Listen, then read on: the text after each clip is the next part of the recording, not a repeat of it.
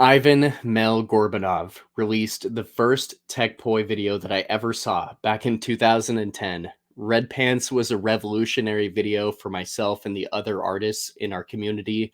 Mel has been at the forefront of tech poi since it was originated. His innovation is truly something to behold. This episode is particularly special for me due to the significance of the role that he has played in my own journey.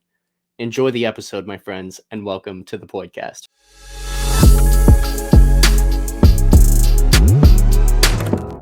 Mel, welcome, buddy. You inspired me in my earliest days of poi spinning. Welcome, and thank you again for being our 10th guest on the podcast. How are you doing, man? Thanks for having me. I'm doing fine. Pretty excited about that because it's like I think it's my very first live English speaking video. I mean, like, I tried once to make some speaking video to my Instagram, but it was so crazy for me because it's just easier for me just to speak in real life. And probably so not in English, but yeah, we appreciate you for doing it. And first of all, just before we get into anything, it's early morning for you right now, correct?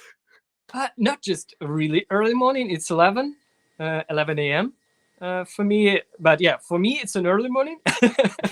It's a late night for us. It's 9:30 p.m. for us, just for a little context for everybody at home. Yeah.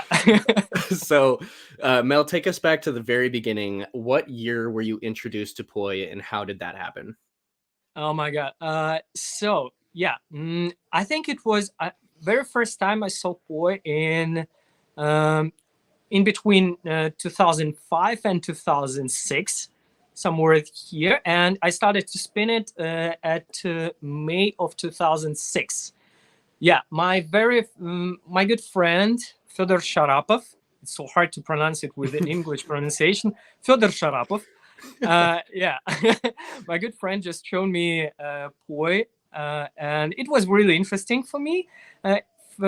He used to spin poi for 1 year at that time. I think he started at 2005, and he introduced me in 2006, and we started to practice together. Really like hard. I mean, like at the very beginning it was 5-6 hours per day, and it was really hard practice every day. And after a few months, I think I reached his level. As we started to push hard together, and it was really good thing to practice at the very beginning with some really good partner, because you push together all the time. And yeah, I think it was a big impact for me to practice with someone else. And very first 3 years or 4, we all the time we practice together. Yeah, it was good. I'm sure that was really good for you, and really it's good for anybody as a beginner or as a novice, wherever you're at in your stage, to have somebody to bounce ideas off of and grow together and learn from. So I think that's fantastic. And where were you learning? Where were you living during that time? At that time, I was born and spent the childhood in the far north of Russia. It's in Norilsk city. Norilsk. So yeah, it's like really like it's literally the pole circle. I think that's. So it's really far north. Wow.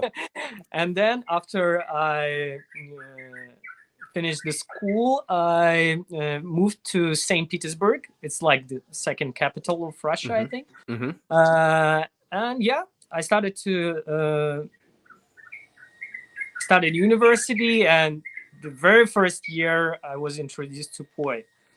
And so did you know anybody else during that time period? Were y'all introduced to other people in the area that spun poi, or was it just you and your friend? Yeah, I think no, there was a lot, not a lot, but like I think like couple hundreds of poi spinners in Russia at that time already.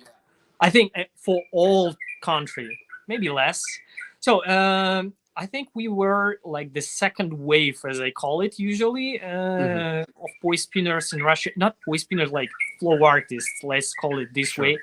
And yeah, before us, there was the very first wave of flow artists in Russia, but them was like absolutely not tech spinners. They was like hippies who used to travel around the world, and they like was introduced to poi stuffs, fan spinning, etc. Somewhere around the world. Usually, I think they found it in Goa in India. Yeah, I mean the Russian scene, as far as poi goes and flow arts in general, has always been the pinnacle, it seems, of the poi world. They've always just been so innovative.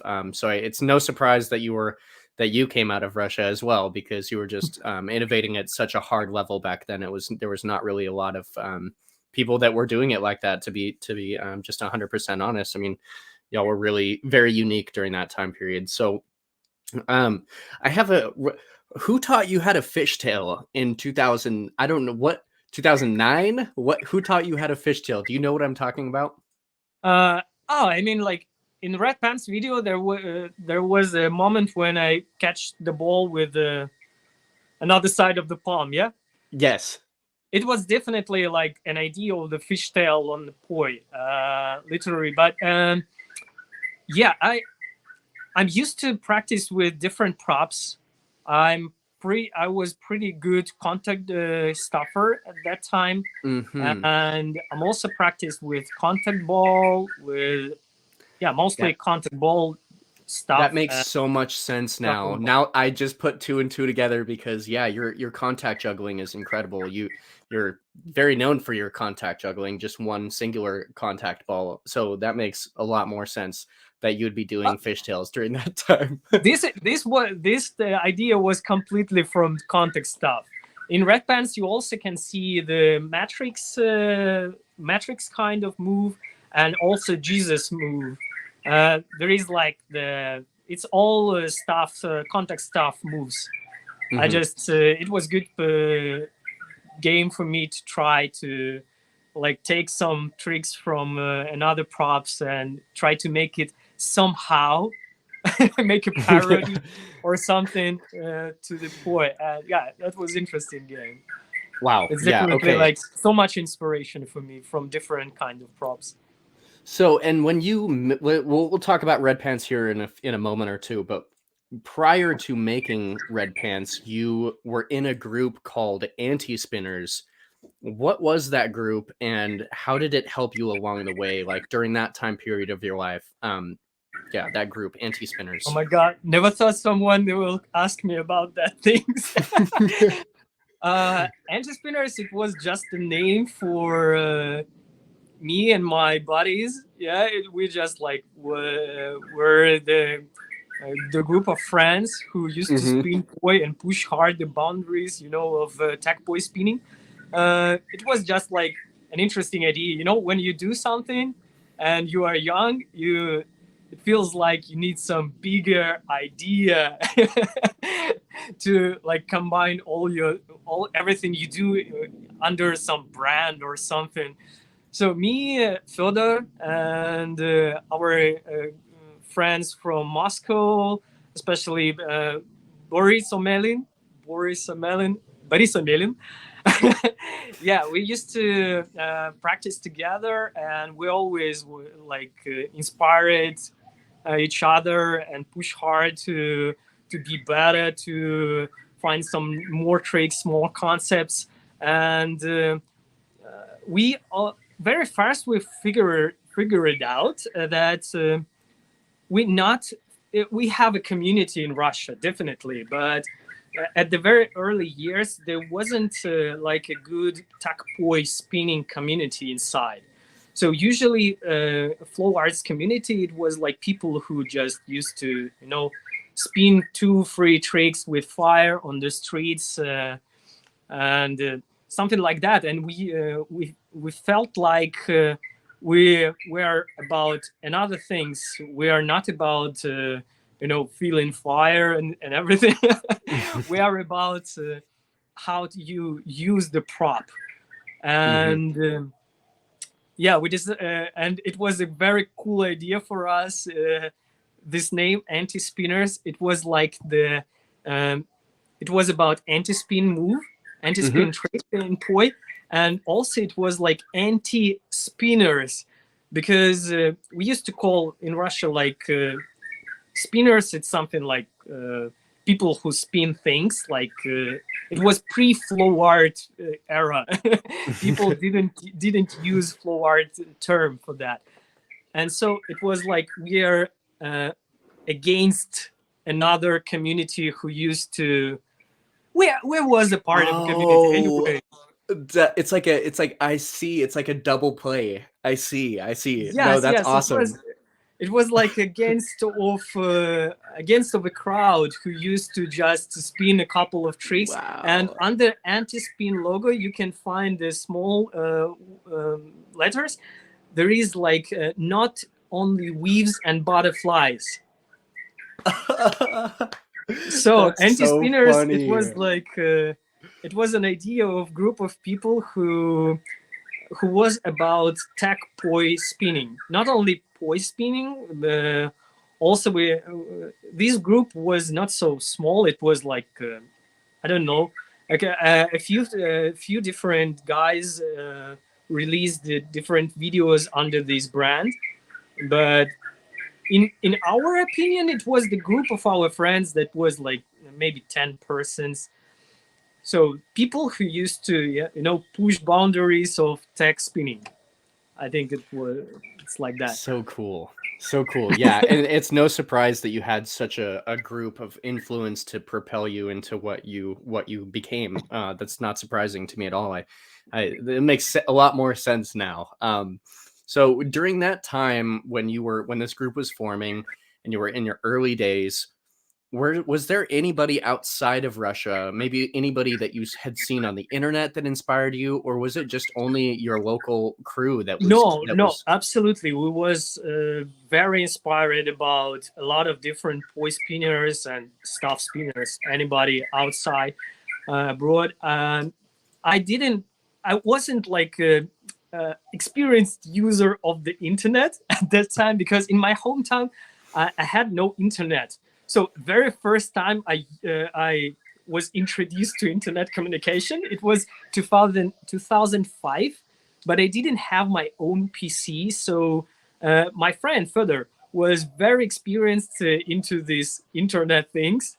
And at the very first day when I met him, he was already pretty experienced into different forums and sites with where poi community and any other communities used to be. I mean, like, he already showed me Home of Poi forum, Fire Show D. It's like the very cool German site. Oh yeah, this was early on. Yes.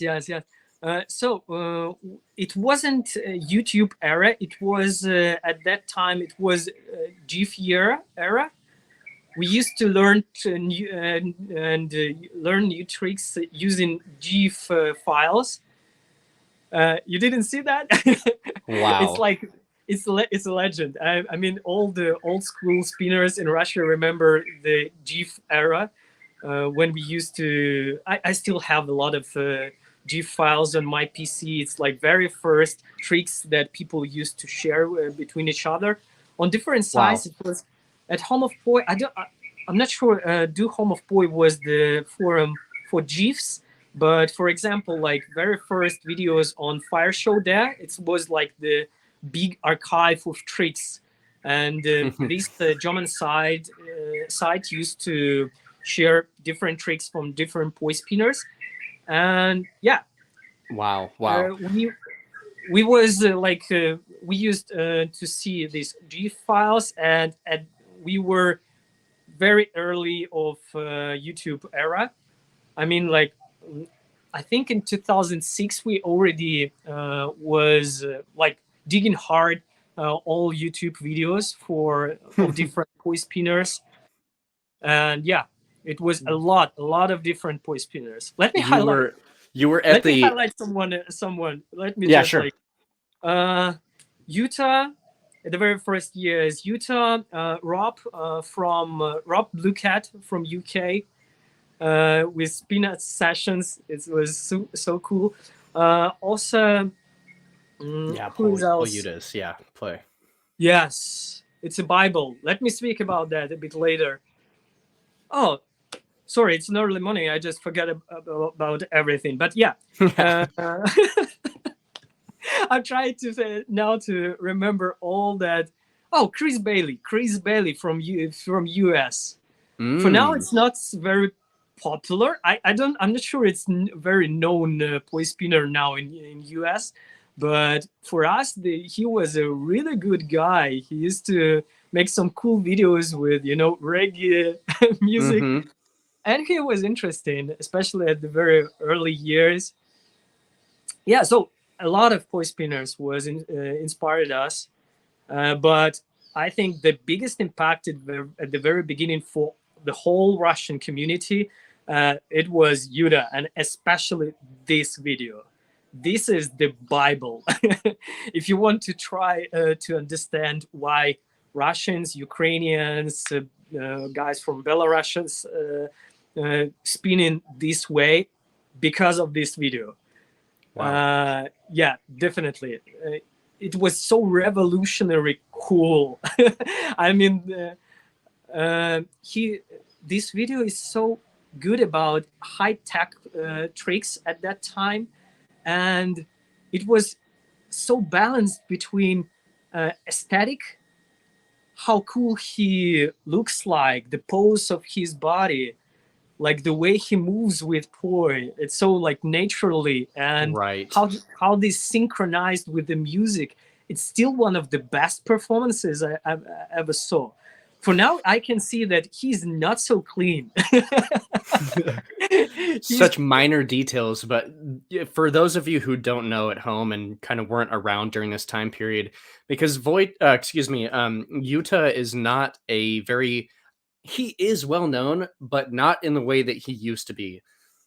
For those of you who don't know, Yuta, for us back then, Mel is very right when he says his influence was massive, because Yuta was the guy back then. Yuta was the guy. He was one of the guys that was pioneering and inspiring people all over the world to start spinning poi. And that's interesting hearing from your perspective about how much it influenced the Russian scene specifically. That's fascinating.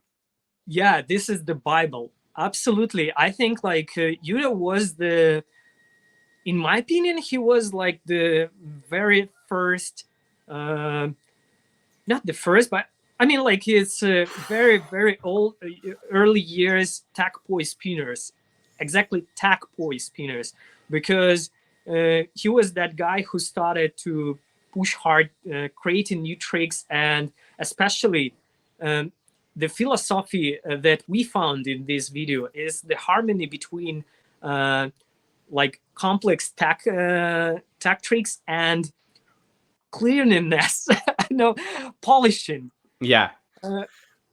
We believe that I think like you cannot say that you know the trick if you cannot make it really clean. And this is the difference. I'm still can't understand why people like stop develop the trick while they able to do this somehow, because in my opinion, and the whole, I think our community based on this idea that you need to make the trick clean to be able to say that, okay, I know this trick now. Right. And people ask me very, very frequently when I'm teaching, hey, am I doing this? Am I doing the trick? Am I doing this?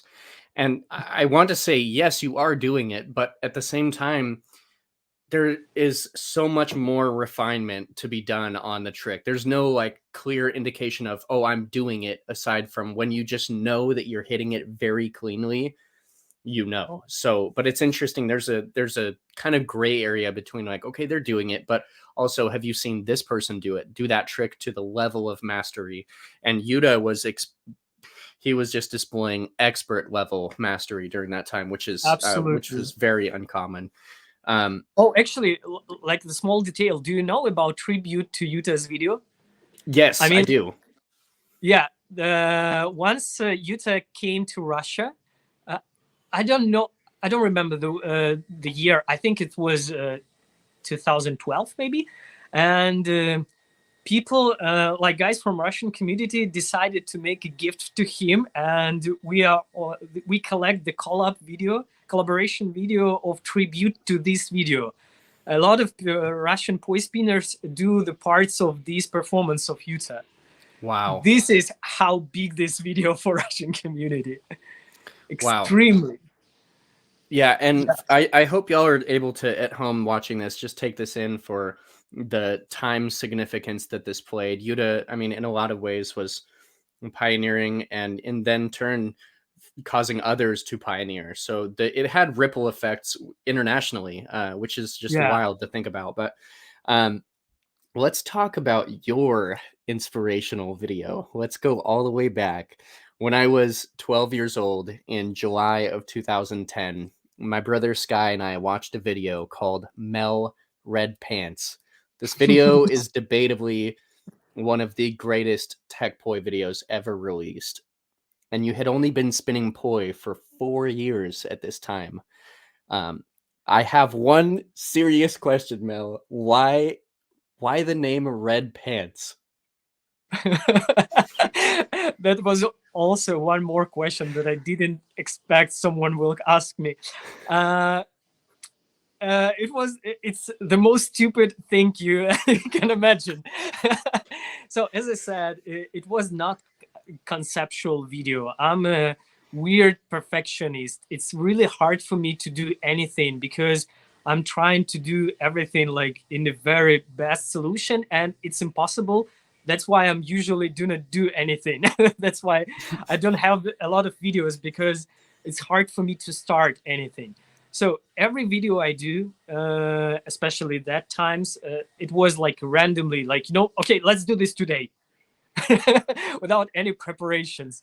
And it's not the conceptual video. I didn't create any like idea for this tech blog. It was just like a bunch of tricks. And we just took a camera from my friend and we went to, this is iconic place location. It's iconic location for St. Petersburg. It's like the center of community. It's a theater. Wow. It's a theater in St. Petersburg on the background. And this is the place when you can still find some poi spinners nowadays around this place. That's crazy. Yeah. This is like really, this is the most common place I can choose for this video. And I just choose an outfit. I think it was just a very fresh clothes I can use for that day. But only on the editing, I found that I look really like good. Everything is okay, nothing bad. But I wear some very colorful panties, underwear, and sometimes when I take my hands up, you can see weirdly colorful underwear, and it was so stupid because everything was so like good. Mel, rest assured that not a single time in my whole life that I've been watching this video have I ever realized that. So rest assured, man. I think you're the only person that noticed. Yeah, I'm sure.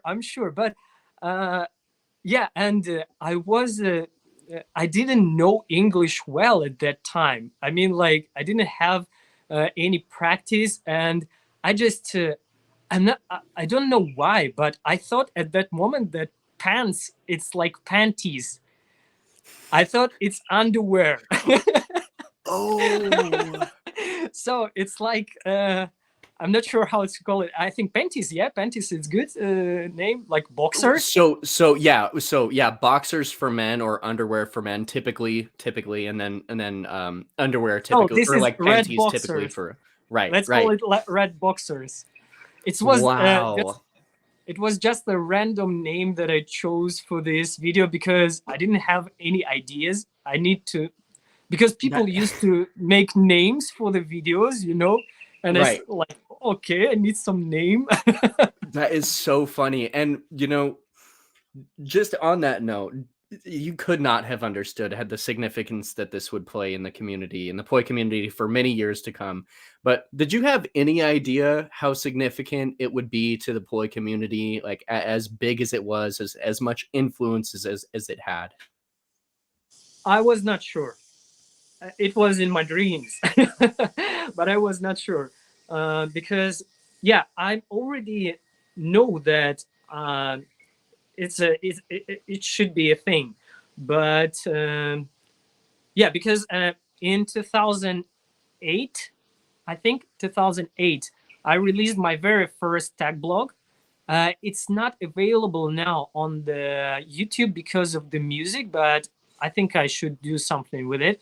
It's my very first blog, Me and My Shadow. For me, this is like the revolutionary video for me, for myself. Not because there is more bigger tricks, but because my own journey as the in poi spinning started from this video, and there was a moment when Nick Woolsey shared my first video, Me and My Shadow, on his blog. And the moment when I was, it was like the second year, no, it was third year, I think, of university for me. I was 18 years old guy without his own laptop.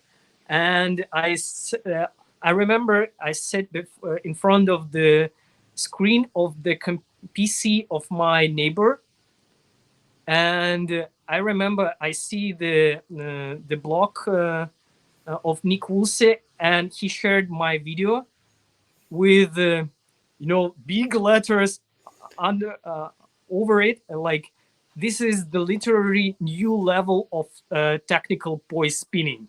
Wow. And this moment was like, oh my fucking yeah, dude. I was not I wasn't ready for that. I know that I do something new, that's why I'm sharing these things, but Nick Woolsey wasn't the legend for me. I was already like another generation, I think. So Yuta was the god for me, and Thomas and Ronan after years. But yeah, but I know that Nick, it's like a godfather of poi spinning. And in this a lot of was ways, a shock for me.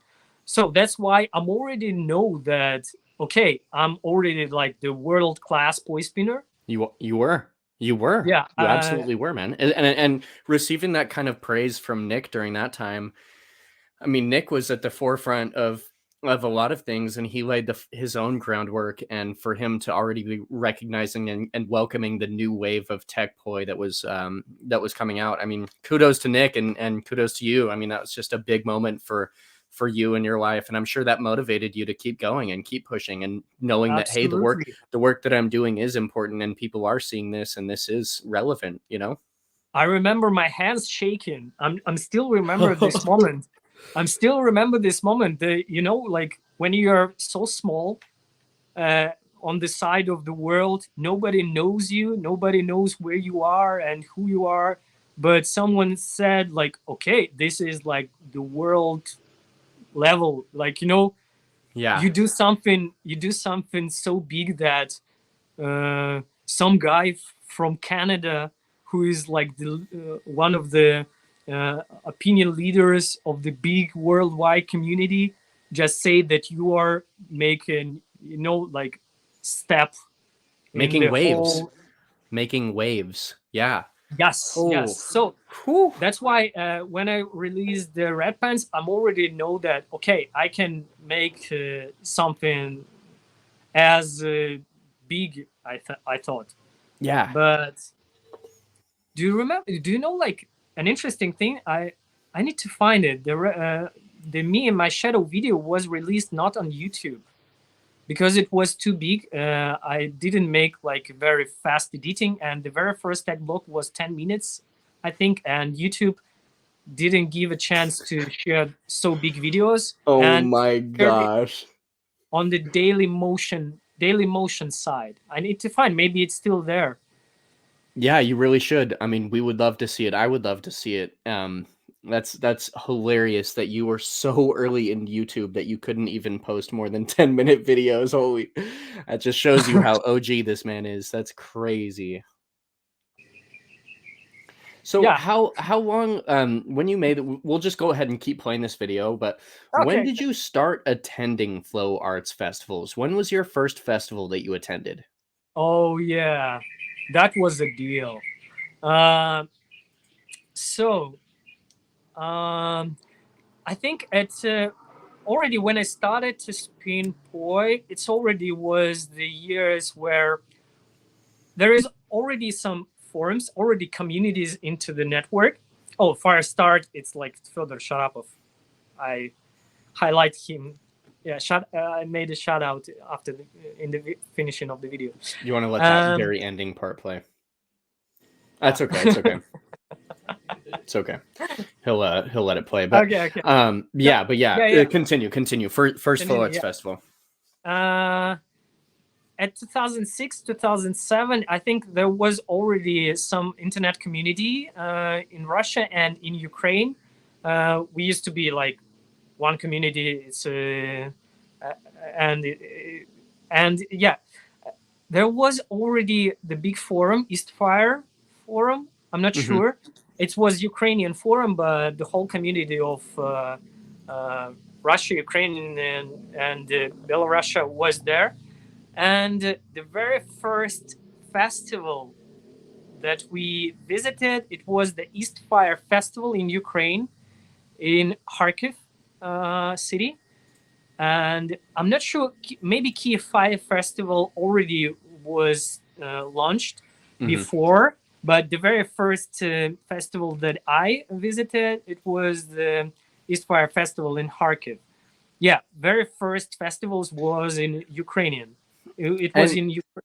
And did anybody, like, first of all, do you remember what year that was? That was that before or after Red Pants? It was 2008. 2008. Before. It was right. It was before my very first tag block. Before me and my shadow, but after my our very first video. We have like the very first video that it's not available on YouTube. I'm not sure why. I didn't edit it. My friend Fyodor make an editing, and it's available in our local social network. But I think I have to upload it to YouTube. Just do it. Because just for memorabilia. Yeah, it was 2007, I think. We released the very first video, and yeah, our friends, not friends, but like people from, it was Eastfire Fire Forum. It was Fire Forum. It was the Ukrainian forum, and we shared this video on this forum, and people from Ukrainian festival Eastfire just invited us to that festival. And the most interesting thing was that the main guest of this festival was Yuta. And the very first festival that I visited, I met Yuta. No way. Holy shit. It was absolutely amazing. And I bet. The weirdest thing about that we didn't have chance to speak with him, because I mean, like, so less people can talk English in Russia, especially that days. It's still hard, but now in Russia you can find a lot of people who can speak English in like central cities.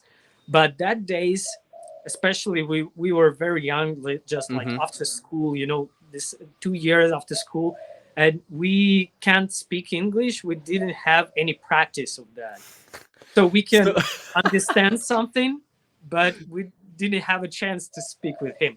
Wow. I remember, like, at the very final day of this festival, I asked the interpreter, I think this is it, to translate my speech to Yuta. And it was like I'm almost cried at that time. Oh my because gosh. I said to him that with the help of interpreter that how big impact his video gave to all of us, and how important things that he did for the whole community. And yeah, that was absolutely amazing. Um, Wow. yeah, the festival was like random, very small, nothing special, just like, fire circle. Uh, some people teach each other, but it wasn't like the list of workshops. We just like Informal. communicate, spin points and different props together. There was something like a fire battle, and there was a big like a stage show. I think the big difference of our festivals against like European and state festivals is that from the very beginning, our festivals become the festivals for show the show for people. I mean, every festival, almost every festival, have the made with communication with the government of the city, and usually every festival finishing with a gala show on the big stage in front of people. Mm-hmm. And every almost every festival based on the budget of these shows. And that's why mostly people in our community used to perform on the stage.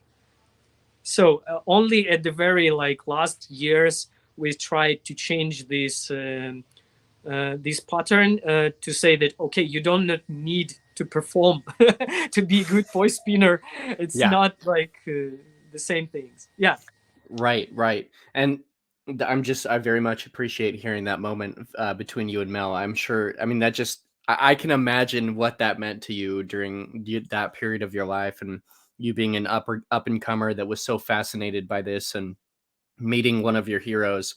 I mean, I think a lot of us can relate in certain ways to this when we have been to a flow arts festival here locally in the States or wherever we were at, and we have one of our idols, somebody that we take a lot of inspiration from, that we get to chat with. And that's just it's a very, very beautiful thing to hear. So when you released Red Pants after Red Pants in the years following, and when you started attending festivals, did your notoriety level change? Did you have people recognizing you from Red Pants? Like when did you kind of start feeling like, hey, people kind of saw that and I'm being recognized by people who are at these festivals, at these events?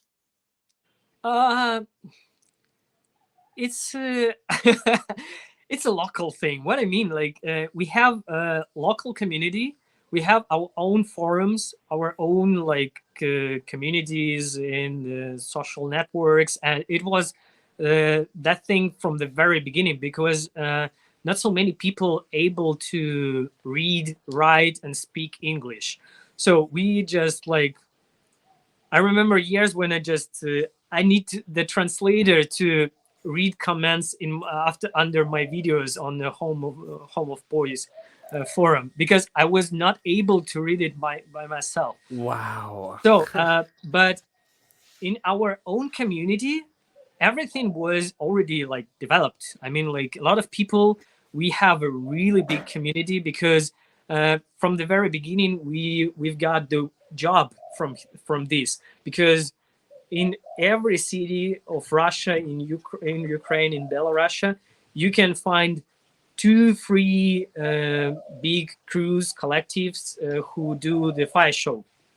And so from the very beginning, people took a job from this hobby.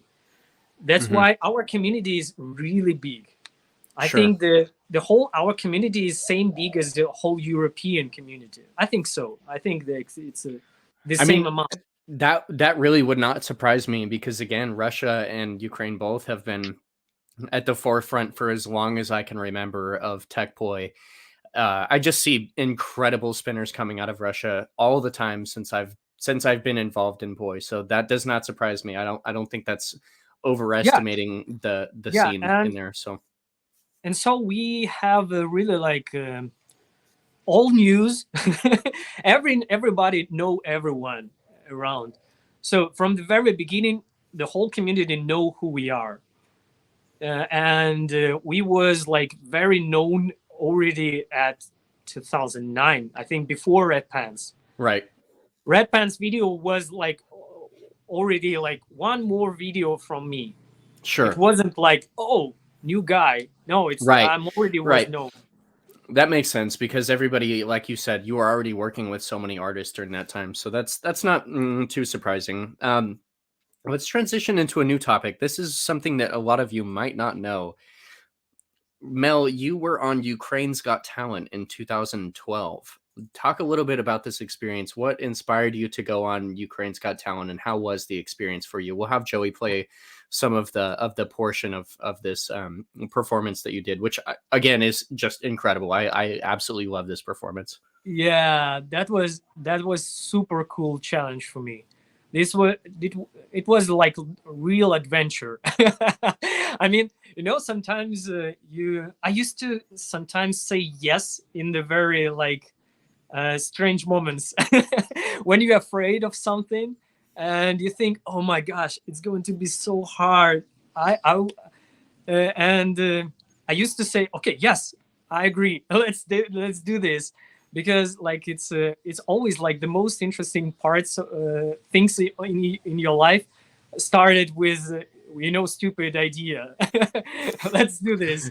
And yeah, as I said, early years our communities was like the same. We didn't have any borders between countries of Ukraine and Russia and Belarus, and we used to visit each other on our festivals.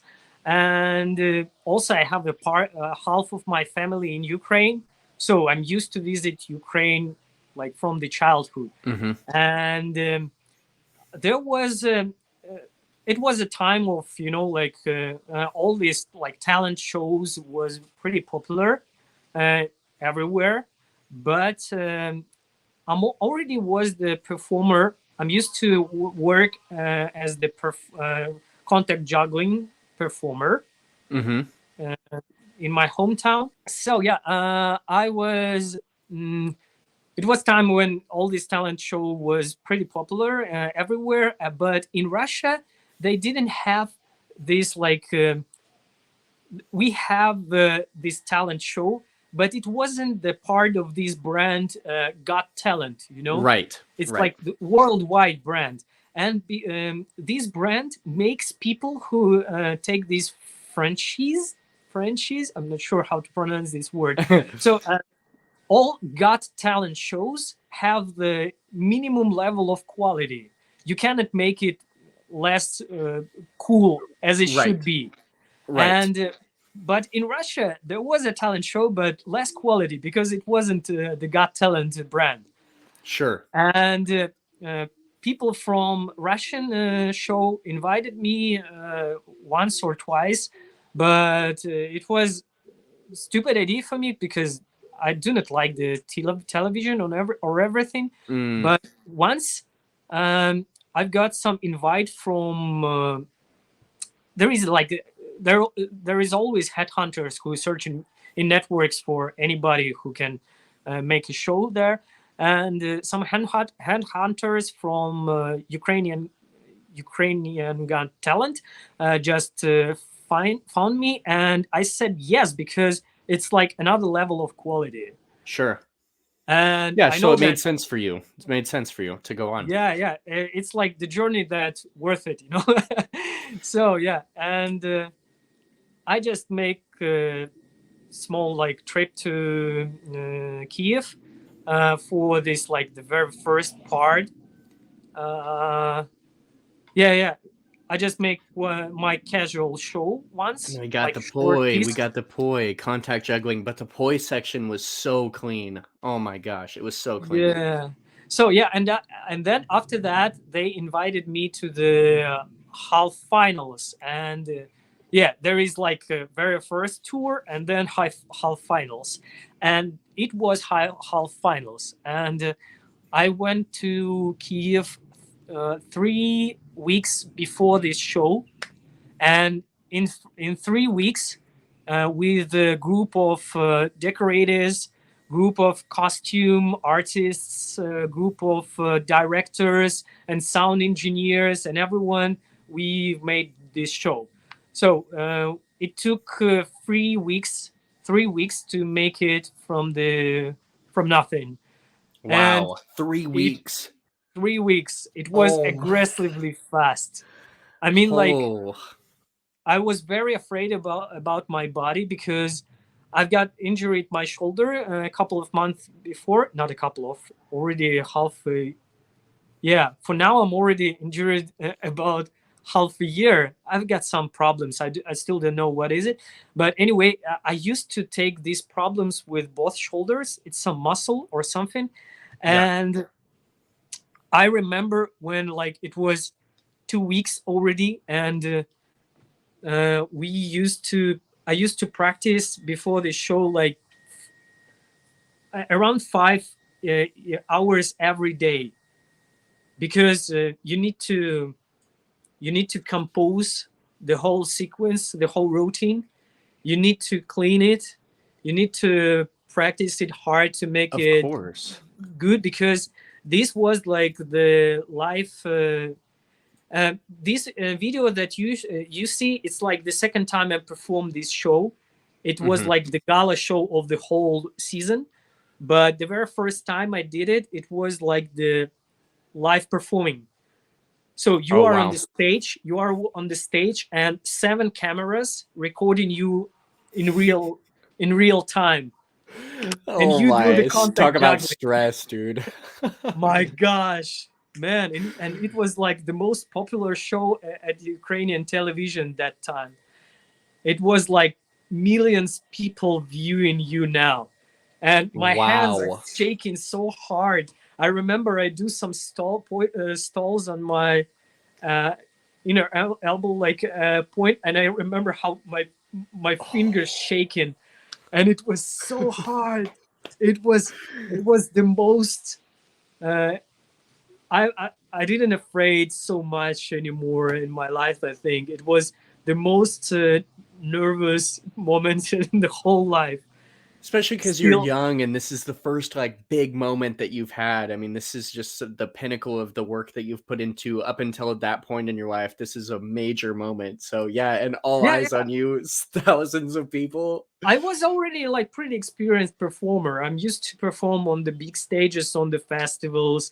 I'm used to perform on some like commercial shows that I used to make with the Fire Show group or Hmm. with the contact juggling. So I was already pretty like experienced guy, but this is exactly another level. Absolutely. And especially with contact juggling, it's like the most weird thing I can can do, Yeah. because Yeah, because it's balancing. It's just it's not like yes, poi. You can kind of like you can kind of use your like yeah, express nervousness or and something. Yeah, it's yeah, whereas contact juggling is I have to be perfectly balanced. Yeah. So we kind of dove into it a little bit, but I want to talk about body tracing more, and the innovation that you've had for more than a decade is truly unparalleled. Talk about body tracing a little bit and kind of the style that you asked me the other day. You messaged me and you're like, "What is body tracing? What do you mean body tracing?" And I laughed so hard. I screenshotted it and sent it to my brother, and I was like, "Dude, Ivan Mel Gorbunov is sending me a message about asking me about what body tracing is, dude." Like, what the fuck? you wasn't expect that. Yeah. No, are you kidding me? Yeah. So yeah, I know what is the term is. I think we have another term for that originally in our community from the very beginning. I think uh, we start to use this the similar word at 2008. I think when I think people create this term when the Thomas like started to share videos. Thomas Johansson. If anyone do not know who is Thomas Johansson, please make sure to find his old videos to know why I spin in my The way style. you do. Yeah. So body trace it. So yeah, we have the similar term gliding style. We called it gliding style, sliding style. I'm not sure. And yeah, body tracing for our community, this term was about how to explain the style that Thomas used for his poi spinning. And we used to, yeah, it was very popular, and we were guys who like promoting this style into our community at that days. I mean, like 2008, 2010, maybe a couple of years. We was pretty, inspired by this idea of Sure. And when I think of body tracing, I think of Russia. Yeah. I think it was like, as I said, like the biggest impact was from Yuta. I hope I use impact word right. Yeah, impactful. Yeah, but had such impact, great impact. Yeah, and the second guy for our community, I think this is Thomas Johansson, definitely. Wow. Like very, very big guy for us. And to explain what Thomas do, we created the word like gliding style, and then we sliding across. Then I get it. Yeah, then we found the term body tracing somewhere into the forums, and we usually do that. We create our own term, and then we find how people call it in the worldwide community. Of course, so particular.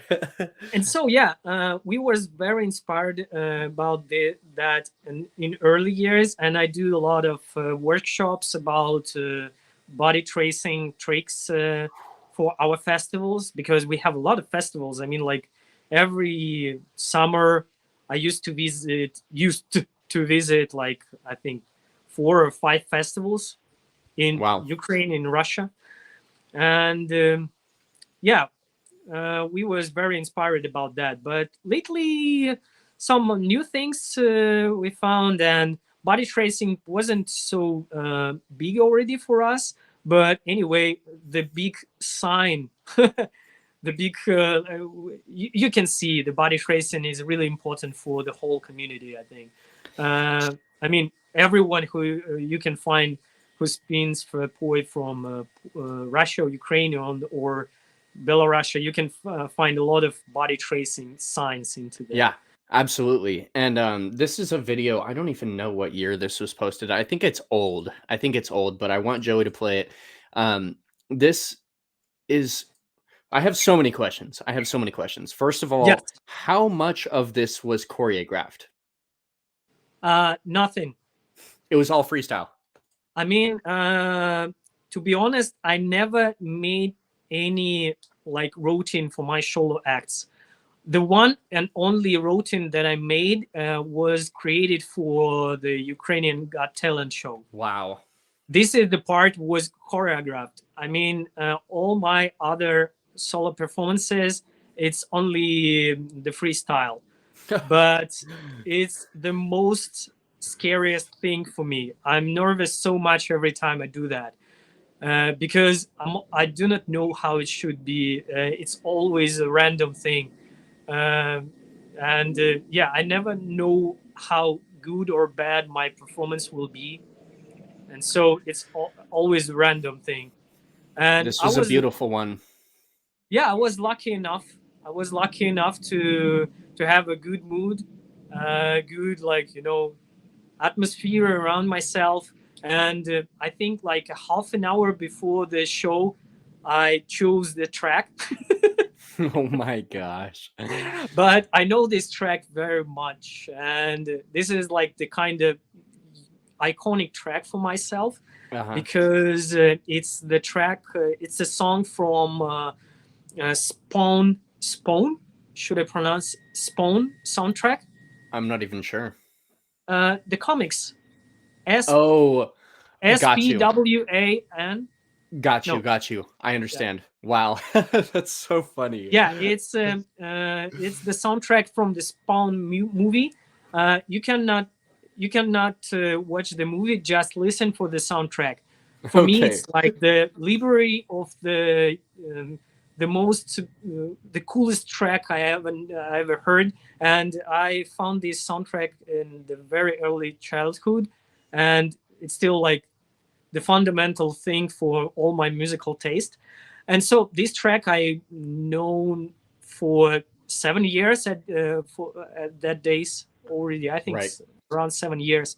So I know this track very well, but yeah, I just Well, chose and your speed mix-ups and your change-ups of timing and how clean you were throughout this entire thing. I mean, obviously you were still in your kind of like earlier stages, but I mean, seriously, even just at this point, this was your flowers were so on point, very reminiscent of Yuta, sir.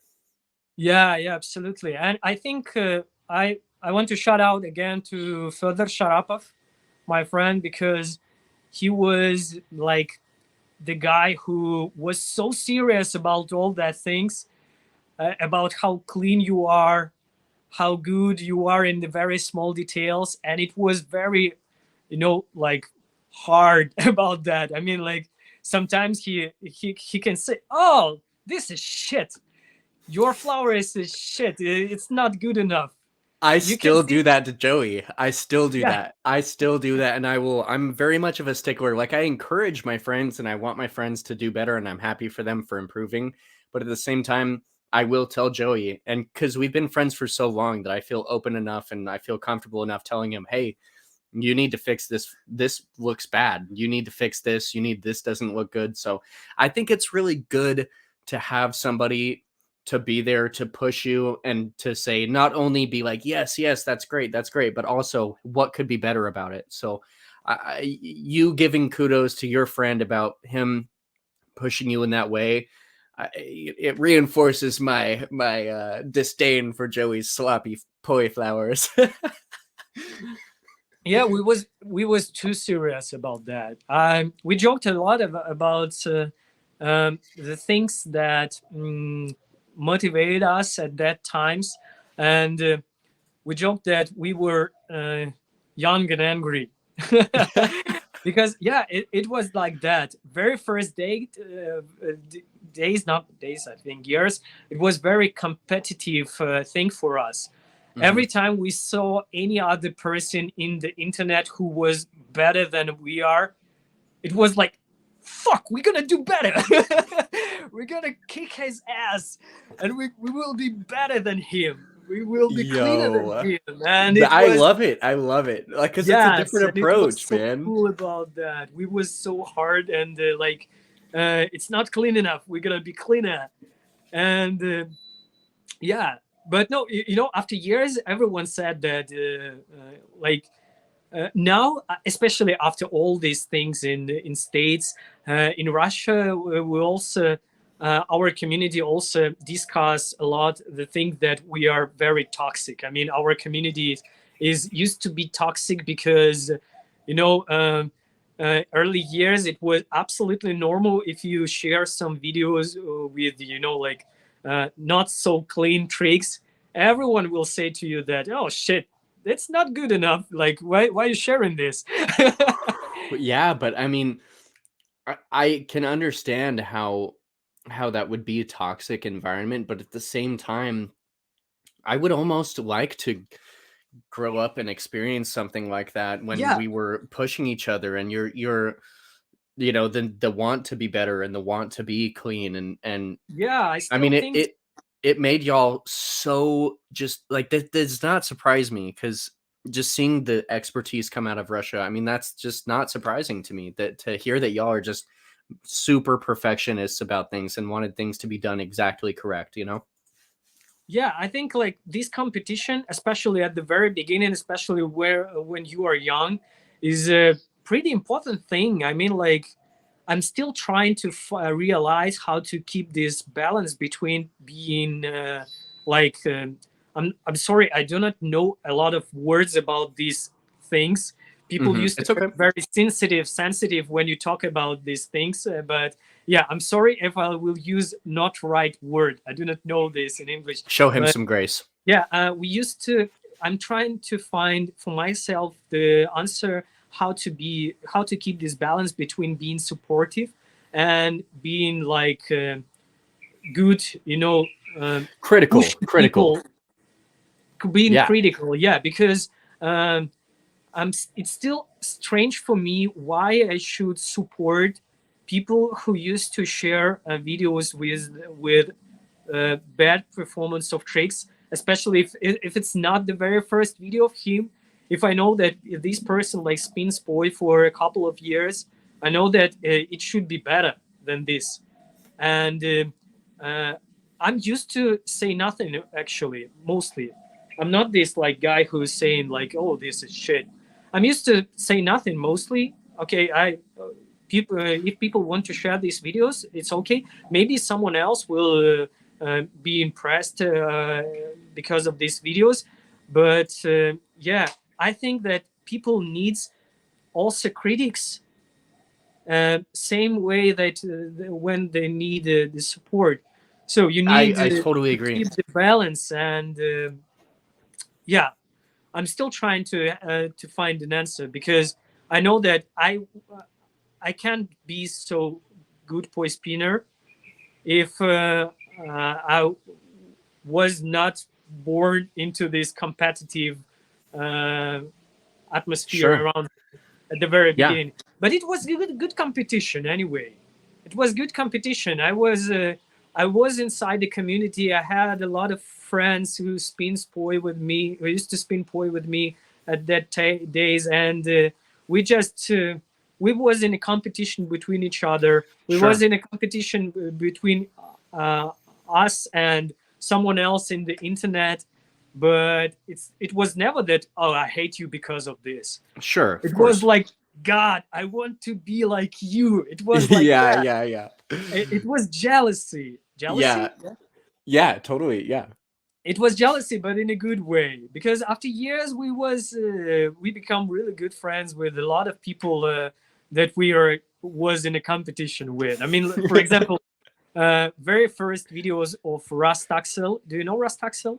I don't actually. I You maybe don't if I know saw a him? video, not by name. If I saw a video, My maybe. But God, he's like same years old as me. I think we was like in the same level at that days.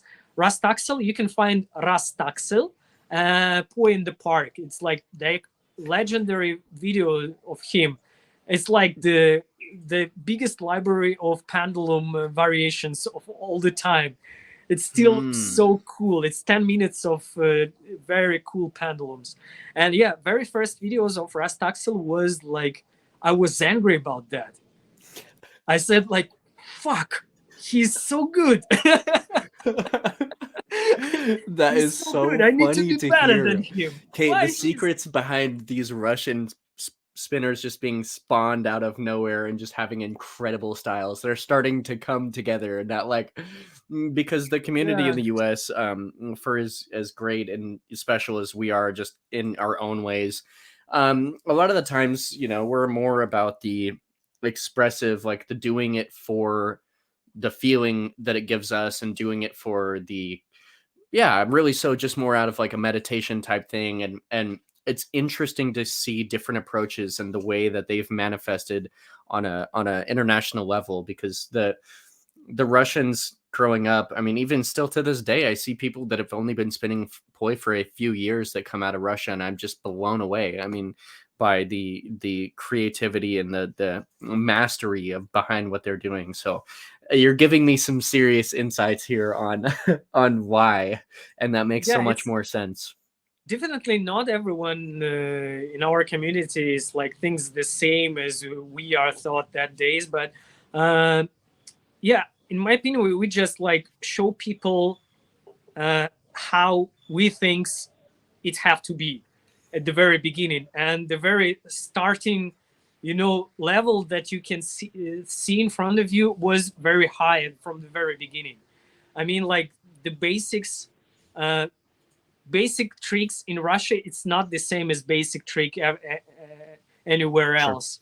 Sure. I mean, like if you do not make any few tricks behind the back, so you're still like a newbie, like you have to know. You have to know anti-spins if you start to spin poi. You have to know some behind the back tricks, and so it was from the very beginning. We just show like high, very high level, and I think the whole community become a bit higher because of this. I'm not sure. Yeah, rose the level. It rose the skill level. So I want to talk about 3-poi.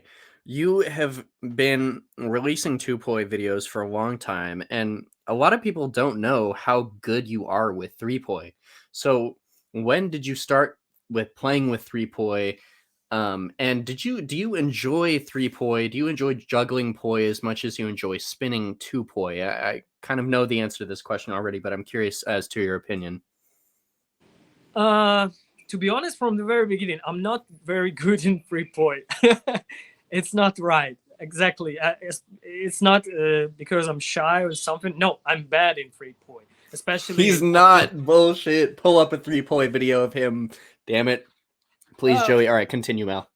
Okay, yeah. So anyway, like I do some juggling, but very, very beginning. And I can spin something, but it's also very, like just a few tricks. And I think, I'm not sure why, but still multi-poi spinning, is it right? Mm-hmm. We used to call it multi-poi. Sure, 3-poi, multi-poi. It's not common thing in Russia, and I think this is a part of our fault. I'm not sure why and when we make this fail, but at the very, very beginning, we was not so welcome about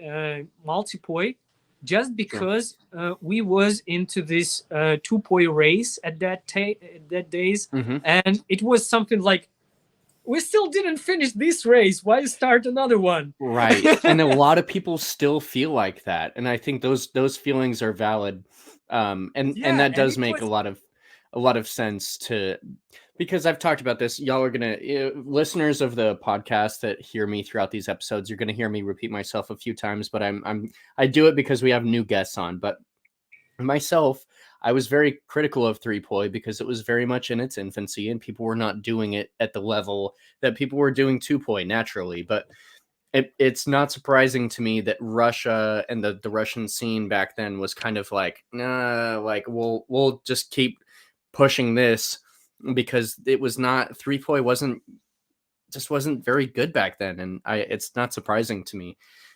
Do you and I know that you do juggle 3-poi, and you play around with 3-poi as far as spinning and juggling, though. Have you never really had that like click and the love for it? So I'm still not enjoy it much. I mean, like I have a lot of periods in my life. I mean, like I spin poi now for 17 years, maybe. I'm not sure, like 17, yeah. And it's more than half of my life already. It's a big thing, and I have a lot of periods at that days. But I used to change props, just to change props, change styles, change the type of poi, kind of poi, because I'm always need some more inspiration for myself, because every 2 years it's become boring, and I'm used to change props or do anything, and just when I got bored with poi, I just started to spin contact stuff. Mm-hmm. Then I started to play with contact ball. Then I started to juggle with balls, and juggling. For example, like juggling with balls, it's bigger thing in my life than contact juggling, than contact stuff, than 3-poi. I spent a lot of days, years, hours. I mean, like on the second place in my experience, it's a ball juggling, basically. And when people start to explore a lot of different new styles for me, it was like it started from I think contact poi. It already was something weirdly new for me. I remember this Romario. I think the video when Ronan shown the very first contact poi Yes. tricks. It was the video with Rob, Blue Cat, and Maël, the French girl, Romario. Correct. I know the one you're talking about. It's very old. It was already like a very fresh thing for me. And it was like, oh my gosh, people roll in it. Why? Why they do that? Then people start to juggle with it. Then people start to spin multi-poi. Then people start to do these gunslingers. And I completely like missed all these waves. I mean, I was the old guy who like used to spin 2-poi, and I'm still this guy. I do a lot of different manipulations, a lot of juggling with 2-poi, but I never was into the 3-poi spinning, 3-poi juggling. It's for me, it's a good toy to play sometimes. I mean, I always have a 3-poi on my practices. I'm always Of course you do. conflict with 3-poi, but I'm usually use only 2. But like few times an hour, I will take 3-poi just to refresh cascades totally. or something, because it's just fun. It's just fun, but it's never was so cool game for me. I think the thing is into the. It's always was the game for me. It's like the best toy I ever found, because there is it's always like the logical and physical puzzles that you need to solve, but you do not have the answer. And the best thing, you do not have the question. So it's like the puzzle without rules, and you can do whatever you want, and nobody knows what you need to solve. And what we will do. And I think as good you are into any prop, as interesting this game for you. Sometimes you just you can stuck, and you can get bored with some new prop concept. But for myself, I'm always have another prop. Sometimes I can stop spinning poi for half a year, and I just practice juggling every day, and that's a cool thing for me. And one day, I'm already know, like after 17 years, I'm already know that it's okay to do not spin poi for half a year. Sometimes I think I had 2 times when I stopped to spin poi for a year. Wow. Once I stopped to spin poi for a year, but for now I'm already know that it's not the it's not the revolution. I mean, like it's the period. Now it's boring for me.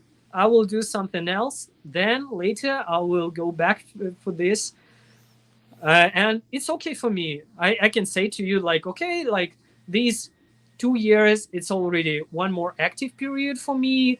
2 years before was not so active. I got bored and I do some juggling, so it's always like that for me. And multi-poi, contact poi, gunslingers, any big new waves, revolutionary things in the poi never been for me the thing.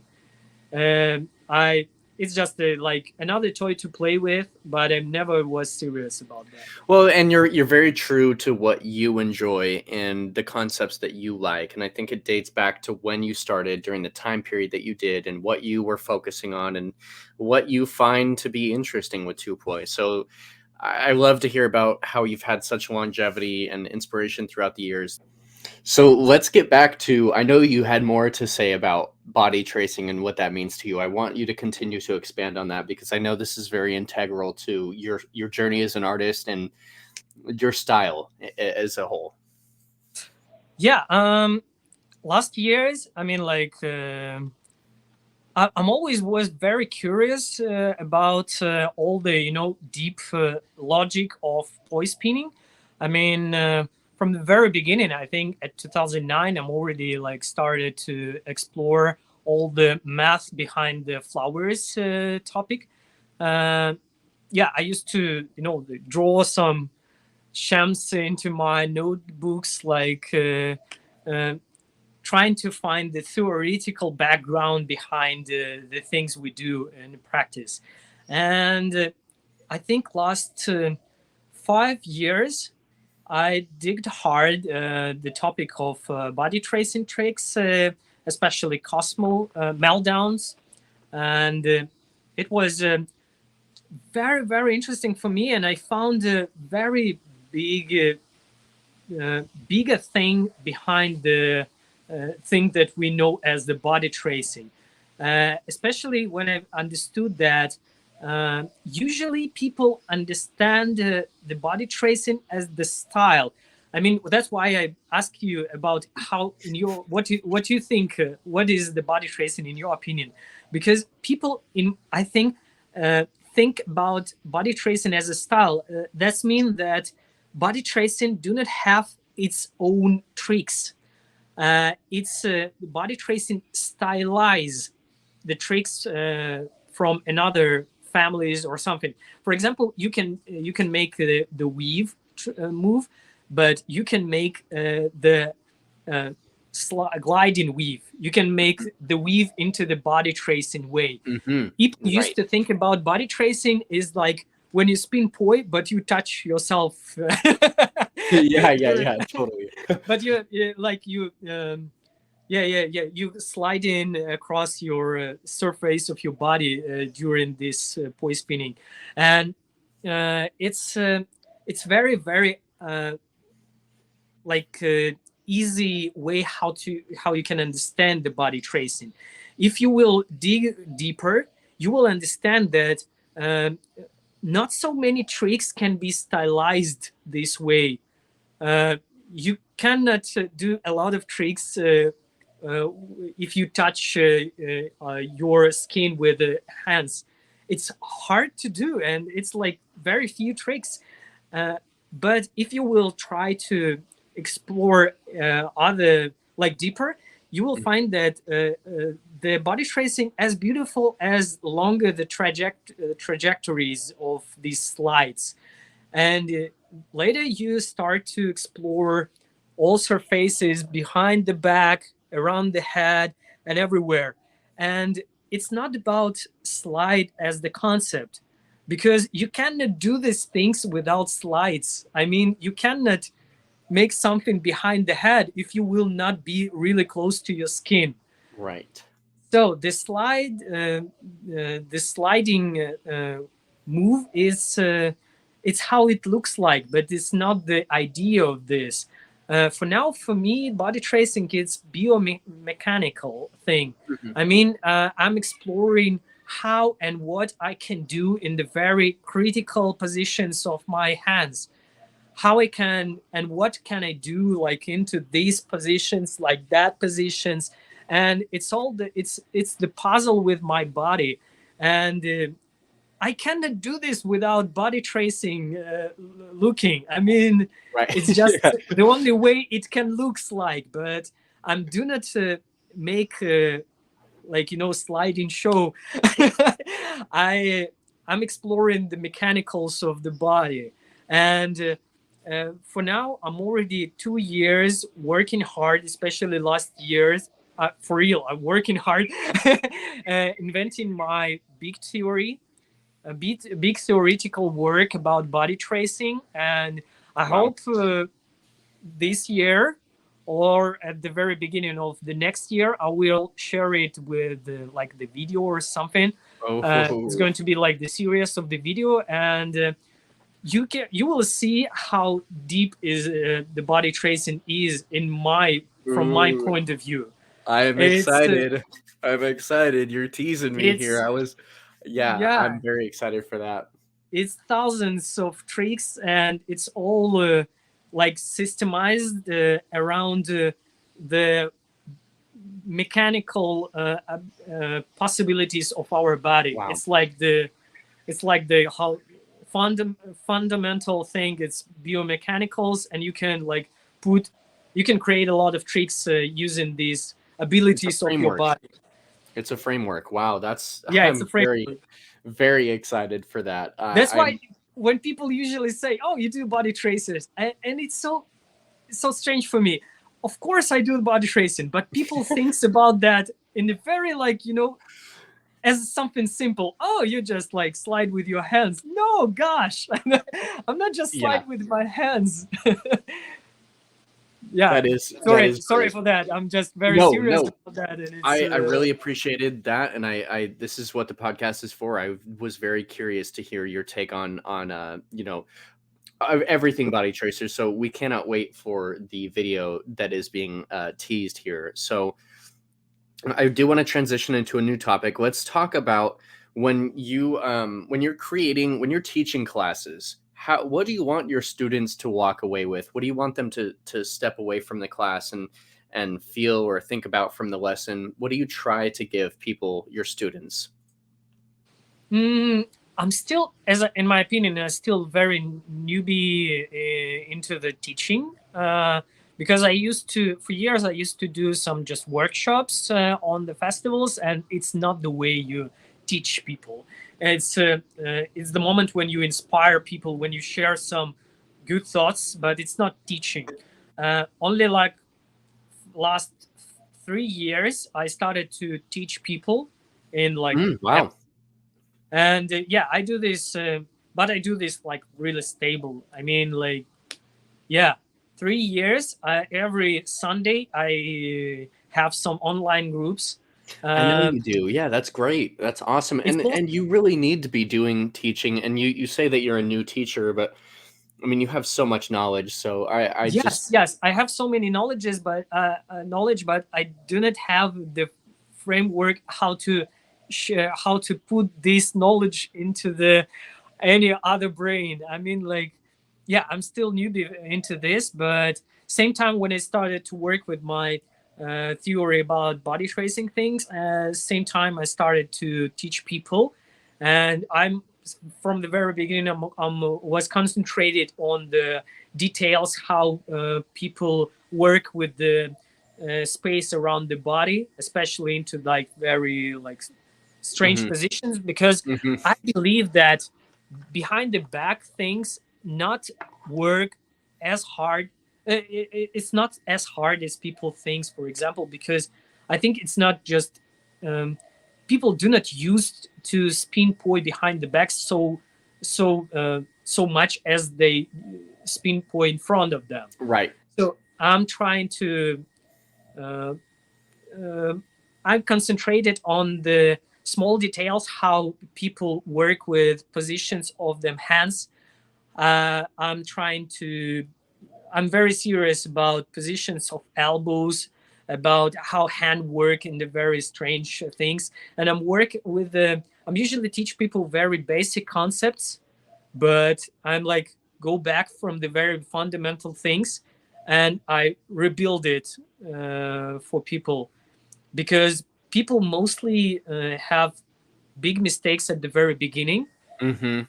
I know Mm. everyone's saying this. Everyone's saying It's this, true. that you need to Well, work not actually, a lot of people don't really I mean, people kind of know it, but not a lot of people say that, "Hey, you are developing bad habits and you need to stop doing X, Y, and Z," because we don't really want to tell somebody, "Hey, you need to not do this," because like if they enjoy it, they're enjoying it. But at the same time, yeah, I agree with you. We can make bad habits, and there is, in my opinion, there is incorrect ways to do things. Like that's just what it is. I think that there are established ways, and in that we do X or said trick, and if you're not executing it the way that it's intended to be or as cleanly as it can be, yeah, like I agree with you. So there are bad habits that we can make. Um, I want to. So we're gonna get into the segment of the podcast, my favorite segment, where we have fans write in questions, and Joey picks his favorite question, and he asks it live to the guest. So I will turn it over to Joey here in just a few moments. Whenever he's ready, he's going to hit you, I believe, with one question and then an additional bonus question just for the fun. Okay. Go ahead. Hey, Joey. Hey, what's going on, Mel?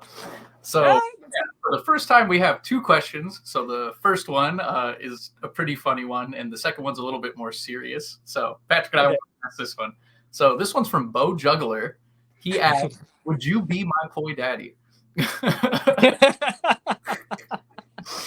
And then getting out of the more serious one, ᴠᴅᴜ-ᴜ. ᴠᴅᴜ-ᴜ. I'm sorry if I mispronounced that. What mentality do you take when practicing or training? What kind of mind state do you get yourself into? Is it more serious? Is it more? Sorry. I mean, like, it's about how I'm usually do practice. How it's like the routine of my practice. Yeah. The mentality you go in. Are you mentality more like Okay. First about Bo questions. Yeah, I'm just really like this guy, and we met each other years ago in Moscow, I think. But yeah, he's so kind person. I like him so much. I mean, he's still one of that person that I'm used to just talk, sometimes, because it's still hard for me to talk English, especially with text. Yeah, and you need to be in some level of communication just to do not speak a lot, but just sending memes and giving the jokes to each other. Yeah, and yes, of course, Bo, I will be your daddy.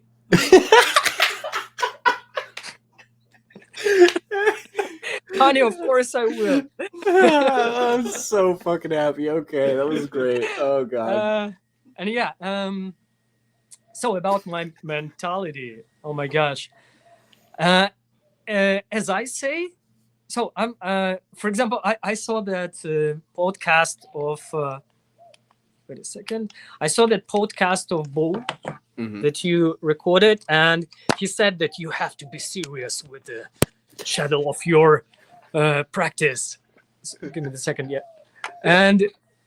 And I was every time I hear something like that, I'm like, oh, okay, yes, I have to be serious about that. I have no any plan. I have no any schedule. And one of the things that I used to do, I do not have places where I used to practice, because I can't go to some gym or to some park to practice. I used to practice just in my flat. I'm just like watching TV series, talking with my girlfriend, and I'm just spin poi, and this is it. I used to practice this way for whole my life, and it's so hard for me when I'm go out of house to the park to meet my friends and do the practice. We usually just talk with each other, it's not the practice. Real practice is when I'm home alone, or I'm like watching some movie or something. There is like the real practice. I'm concentrated. I'm creating some ideas. I'm do every trick time by time, many times, just to make it as clean as possible, and I'm enjoying this repetitive thing when I do something cycle by cycle. I'm like it, but there is no mentality. I call it romantic way. I mean, for example, like the legendary coach, juggling coach from Ukraine, Yuri Pozniakov. I'm sorry. Yeah, it's from Kiev Circus School. And I heard. Once I read the interview with him, and he gives a few advices for young jugglers, and he said once that if you want to juggle with 7 balls, you have to practice more with 5 balls, or or very like strange way, like, so you need to practice with less balls, because when you trying to do 7 balls cascade, for example, you drop the balls a lot, and you need to take it back to hands to make a second time. But if you will practice with 5 balls and you will do flashes with 5 balls all the time, you have less chances that you will drop the ball, and you can make more times per hour, for example. You can make more tries per hour. So it's like logical way how to practice. For me, I practice 7 balls, just trying 7 balls, and this is what I say. I mean, romantic way. That logical thing. You have to try another way. You have to be more serious about your time, about your skill. You need a plan. You need to be more concentrated on some things. I have no plan. I've never had a plan. I'm just take my poi and I remember I thought about this idea. I'm just playing with it. Lately, I will just freestyle during practice, and found that this trick's still not so clean enough, and I will practice this trick for 5 minutes or something. I'm never structured, and I'm still understand that it's not logical. I need to be more structured, but I'm still thinks that you need to have fun first. I love that. And one of the reasons I love doing this podcast is because I feel like we've at least covered this question, I feel like, with everybody that we've had on, but almost every single person has a different approach that's tailored and unique to themselves and their person and the way that their mind works and the way that they like doing what they're doing. And for somebody even as technical and as, I mean, you have pursued tech poi to a level that very few people will ever be able to do. And you still have an approach that is very laissez-faire, very, very hands, free mind, free wandering kind of approach. And I think it's fascinating how many people have just so many different approaches, but it depends on if it works for you and what applies to you and the way that your mind works. And I think it's worked out for you fairly good. So yeah, definitely. But at the same time, with this kind of mentality, I'm still I practiced so hard at the very beginning, and it's the same time. I don't have a plan.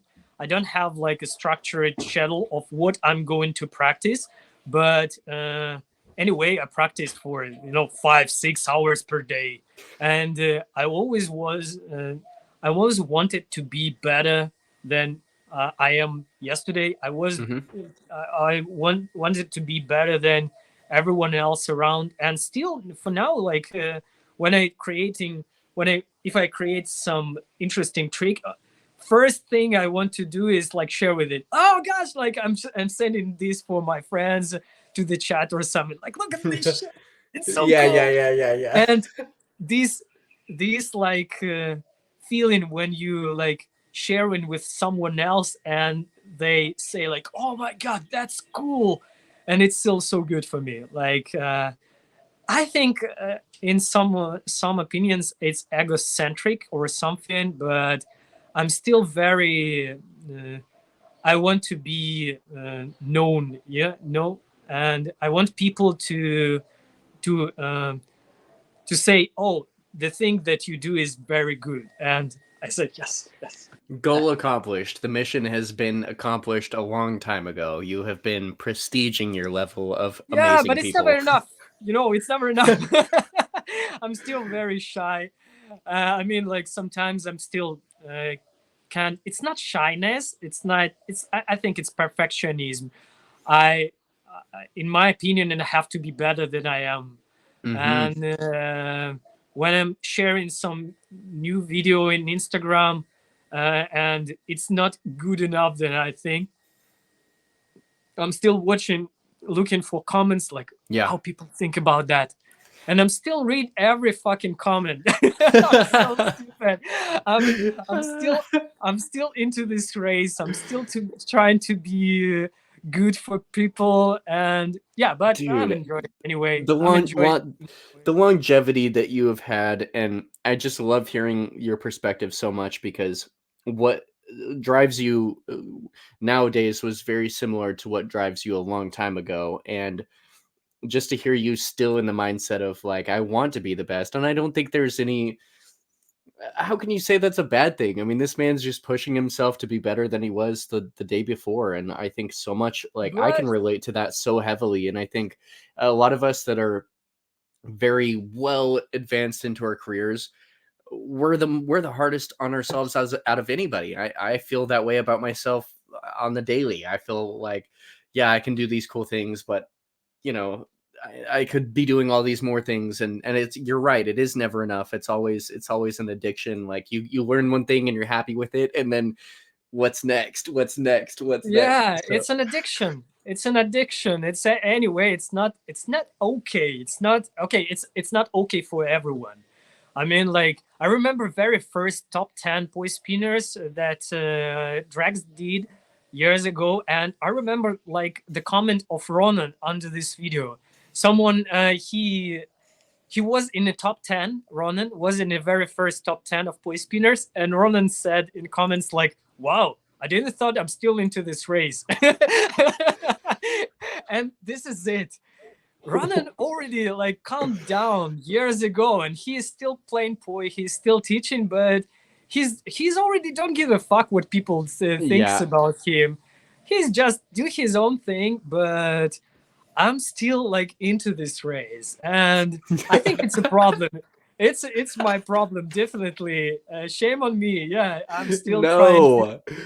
No, I love it. I want to see the competitive Mel just pushing himself, and yeah, no, I love it. I'm so here for it. I have a very similar mindset I have for my whole life.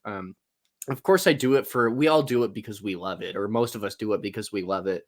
But at the end of the day, there are people who want to get better for, just themselves and themselves only, and they don't necessarily see anything external from that. And that's just as valid as anybody. But I think there are individuals like ourselves that are like, damn, I really, really want to push myself, and I have to be this level of expertise or clean. So no, I think it can be a problem. Like, you have to be satisfied with what you're doing, but at the same time, there's that healthy level of perfectionism that will push you to the next level and that will keep you growing, keep you learning. I mean, there's something to be said for that, for sure. Yeah, I think so. But yeah, it's an addictive thing, definitely. I love to hear that. So Mel, we'll close things out here in a few. I want to get through a couple more things with you. I'm so curious. Poi has taken you all over the world. You've been, I mean, traveling internationally for a long time and had all these opportunities open up to you from poi spinning and juggling and just your artistry in general. How did you ever have any experiences internationally that really changed your life? And I mean, you're currently living in Bali and you've just been all over the place. So tell us a little bit about leaving Russia and getting outside the world and experiencing performing and teaching on an international level. It's it sounds strange, but it's still fresh for me thing, because as I said, not so many people speaks English into the Russia, especially because people do not have the chance to practice it. All people learn English in school. Every person learn English in school, but nobody practice it. That's why you can meet a lot of adult people who can't answer just very easy questions to you, but they can understand some of you saying. So we don't have practice. That's why our community is very closed, and only a few person with the good level of spinning able to speak, and especially everything is very expensive abroad. I mean, we don't have much money to to travel around, freely. And yeah, it's a hard thing for us to travel abroad. And the first time I go to any other country just to travel, it was 2016, I think. Wow. I've been in Croatia. I've been in Turkey, I think, just because of my job, because I was event creator, event organizer, event director, it calls like. So I was with the job travel trips into a few countries, but at the very first time I go just to travel around at 2016. And it was my very first experience when I just make some workshops into English, when I just had a chance to meet a lot of people around speaking English, because before that I had only the experience. I'm already met Ronan, Thomas, Yuta, a lot of guys. I mean, like mostly everyone, like every known poi spinner in Europe, mostly know me real life, because we have a lot of festivals that invites people from abroad, and a lot of people I met inside Russia or in Ukraine. Right. And yeah, but I never been in the situation with people around me speaking only English. And it's like the very, very big year for me. In 2006, I made a trip with my ex-girlfriend. We visited different countries. We've been at Phoenix Fire Festival, Rostoch Festival into Prague. Yes. If you watched the last episode, you'll know about this festival. Yeah. Also, give me the second. EGC in Poland. We visited EGC, and we've met so many people, and I started to practice my English more, and I started to make workshops. And it was the day when I found that, okay, I'm now into the worldwide community. You are. So now I'm really into that, because I have the communication, because it's hard to explain how you communicate with people into another language if you do not have this experience. At the very beginning, it's very hard just to start speak with person, because I'm still speak bad into English. I know that I'm understandable and people can understand me, but I'm still talk very weird language, because grammarly I speaks bad, and it's very hard to don't give a fuck about that. And so very first years was really hard, but later I started to travel to India. Then I made one more workshop tour in Europe. Then I visited Israel also. And yeah, from 2016, I started to explore myself into the worldwide community. I think it was like renaissance of myself into the worldwide thing. I love that. Mel, and congratulations, man. You just got through an entire podcast that went very deep on topics, and you did it the whole time in English. I think you got to be proud of yourself for how much you've learned in such a short amount of time. I mean, it's truly admirable. And we just so much appreciate your time, man. It's a very surreal feeling for me in a lot of the ways that you were saying earlier in the podcast, where you're like, I never thought that anybody would ask me this question about red pants or any of this. It's I never saw myself being here in 2023 talking to the man behind the video, and I think I'm just gonna have these moments where I'm just it's crazy looking back, because really you have been an inspiration to myself and so many of us in the United States, as well as other countries in the world. So I hope that you're able to see the impact that you've had on an international level, not just in Russia, not just in Ukraine, but very many people have been inspired by you, and I just I so much appreciate your time, and it's been an absolute honor and a pleasure to have you on and talk to you, and we just appreciate you sharing your thoughts with us, and it's been it's been a pleasure, man. Thank you so much. Thank you for the opportunity. It's a good thing for me. yeah. Again, so Mel hit me up, and you had seen the podcast, and it blew my mind that you saw the podcast. I remember waking up and I saw your comment, and I was just blown away. I was like, holy shit, dude. That's so cool. The podcast is really a cool thing, especially for myself, because I'm used to practice listening now, and it's so cool thing because I know all that people in your podcasts, and I can listen to them, and I can speak with them it's a kind of communication, sharing ideas, and I can see what's happening out there. Thank you for the podcast. 10th episode.